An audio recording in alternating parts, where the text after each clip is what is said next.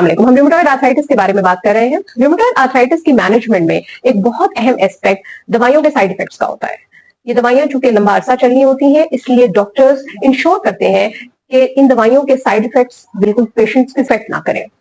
Rheumatoid arthritis की दवाइयों में सबसे ज्यादा साइड इफेक्ट्स स्टेरॉइड्स के होते हैं, इसलिए हम इंश्योर करते हैं कि स्टेरॉइड्स को महदूद मिकदार में और कम से कम मुद्दत के लिए इंट्रोड्यूस किया जाए।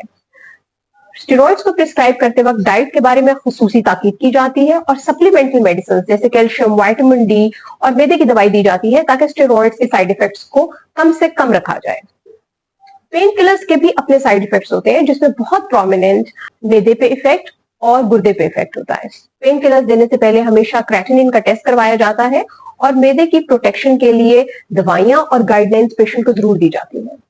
रूमेटॉइड आर्थराइटिस की मखसूस दवाइयां जैसा कि डीमार्ट्स, चाहे वो रूटीन के डीमार्ट्स हो या बायोलॉजिक डीमार्ट्स हो, इन्हें शुरू करने से पहले स्पेसिफिक टेस्ट हर रूमेटोलॉजिस्ट जरूर करवाता है ताकि वो मेक श्योर कर ले कि आपके ब्लड सेल्स, आपके लिवर का काम और आपके गुर्दे का काम बिल्कुल नॉर्मल है। दवाई देने के साथ साथ गाइडलाइंस के मुताबिक हर 2 से 3 महीने पे टेस्ट रिपीट किए जाते हैं ताकि इंश्योर कर सकें कि ये दवाइयां पेशेंट को बिल्कुल साइड इफेक्ट नहीं कर रही है और ये पेशेंट के लिए सेफ है।